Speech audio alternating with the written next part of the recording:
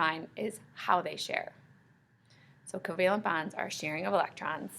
Covalent bonds are represented with a line, and that line represents 2 electrons that are shared between your 2 different elements. As we're sharing, there's a variety of ways we can share. We can share once, so that's a single bond. We can share twice, which is called a double bond, and that's 4 electrons. Or we can share 3 times, and that's 6 electrons being shared. Remember, our goal is still always 8 electrons. There aren't any compounds where we share all 8, meaning they will still have some electrons that are only theirs, but we can share up to 6, which is a lot of electrons. So when you're dealing with 2 elements, say for example, let's do an easy one to start with, not just 2 elements, but more than that. So we're going to do calcium chloride, which is CCl4. Okay. They're going to come together and share electrons. And the goal with loose dots is to figure out how they're going to share. There's a set of rules that you can follow when it comes to sharing electrons. Basically, here is your set of rules. Okay, if you want to stop and write those down, you can. I'm going to use them to do calcium chloride for you. Okay, so to start with, I'm going to count up all the electrons I have. In the back of your mind at all time, I want you to keep one idea. And that's the idea that these atoms are essentially at a potluck. Okay, this is how I like to think about it. Sometimes it works out perfectly, where what you bring is supplemented by someone else, and you have this relationship where you give a little and they give a little, and in the end you have a full meal or all 8 of your electrons. But there's times where you might bring this decadent, delicious dish, right, and someone else brings a bag of Doritos. You're sharing more in that case than they are, but in the end you kind of all get the same thing because you all have access to the same material. The same things happen with our Lewis dot structures. Often we come together and one atom shares 1 electron and the other atom shares 1 electron, and they have 1 each in their bond and everything's kosher. But there are times where one atom comes and actually ends up sharing like 4 or 6 of its electrons, and the other one shares 2. And that's fine, because the idea is more like you're at a potluck where all of these electrons are fair game, meaning the electrons they come into bonding with are not the ones that they have to keep. Okay? You can move electrons anywhere within the structure to make 8, to make an octet. So that's why I always start out counting, because that count will help me when I finish. So if we count it, carbon has 4 valence electrons, chlorine has 7, and this 4 means I actually have 4 chlorines, right? 1, 2, 3, 4. They all have 7, so 7 times 4 is 28. I have 32 total electrons to work with as I make my structure. Okay.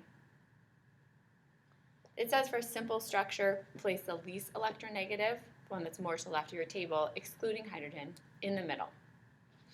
So in that case, carbon is the least electronegative, so I'm going to put it in the middle, a big C. And then it says place the other atoms around it in quadrants. So imagine this is a Lewis dot, right? There's 4 sides, and I actually have 4 elements, so I'm going to place those chlorines around carbon in quadrants. Just like that. Place valence electrons on atom. So let's place our valence. Carbon has 1, 2, 3, 4. I'm going to make some more space. Chlorine has 1, 2, 3, 4, 5, 6, 7. Now I drew my Lewis dot structure like this on purpose.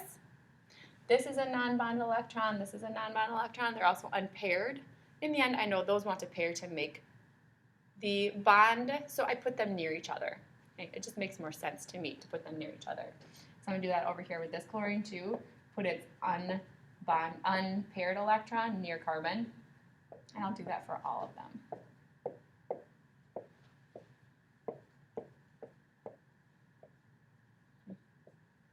Then It says, turn one set of unpaired electrons into a single covalent bond between atoms, meaning share electrons. So right here, these two can become one bond, because one bond is a line that contains two electrons that are being shared. So I'm going to erase my two electrons and replace them with a line. Erase my two electrons, replace them with a line. I'll do that all the way around. Now, you want to check if the octet rule is satisfied for each atom. So now you have to count. Here's how you count. You count up all of your non-bonded pairs. So 2, 4, 6. And if there's a bond to that atom, you count that as 2 electrons also. So 2, 4, 6, 8. That chlorine is fine. 2, 4, 6, 8. That chlorine is fine. 2, 4, 6, 8. That chlorine is fine. 2, 4, 6, 8.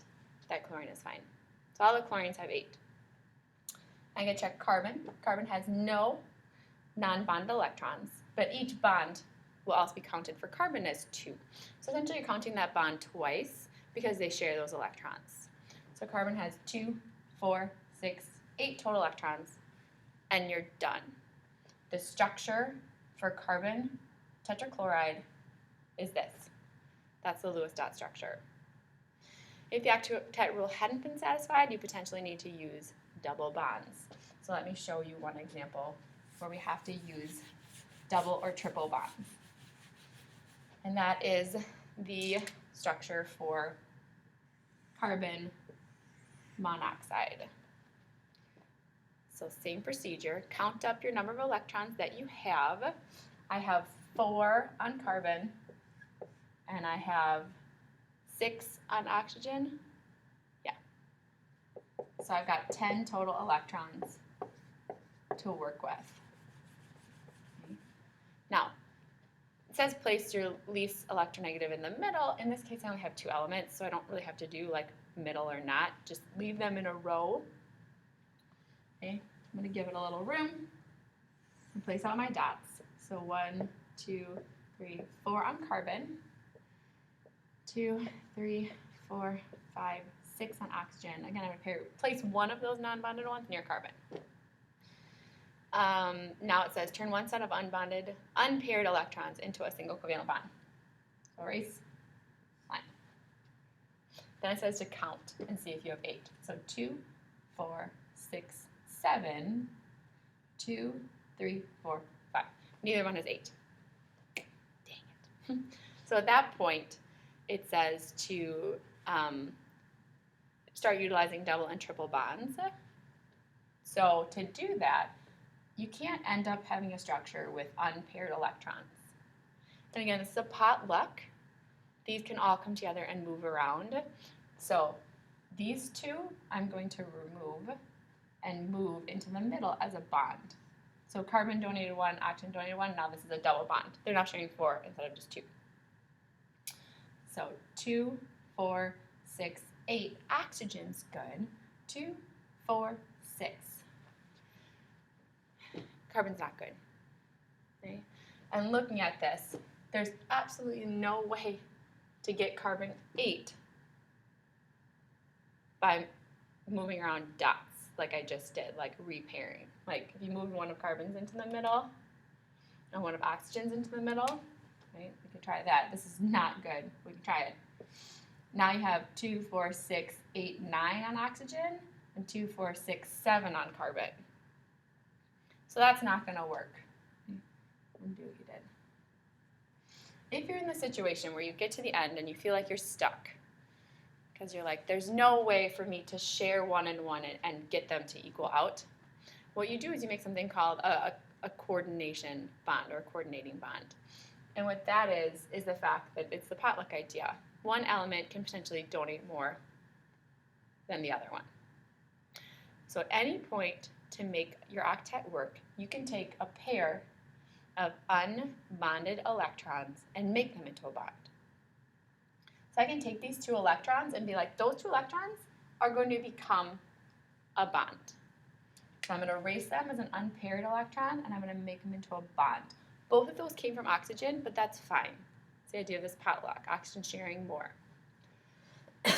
So now count 2, 4, 6, 8. Oxygen's good. 2, 4, 6, 8. Carbon's good. The one last thing I would do, though, is I would take these 2 single electrons for carbon and pair them up. You don't ever want to end a structure with single electrons. One more thing you can always check for yourself is count up how many electrons you still have here and make sure it equals what you counted at the beginning. So 1, 2, 3, 4, 5, 6, 7, 8, 9, 10. If all of a sudden you had ended this structure, like with this, where you're like, look, it's all perfect, and then you count 2, 4, 6, 8, 10, 12,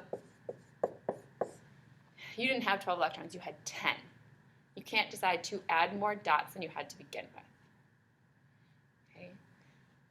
If you're super confused right now and you're like, I don't even know where to begin, don't worry. This is just the intro to Lewis dot structures. We're going to be doing a lot of these on Monday and on Tuesday to get you used to them.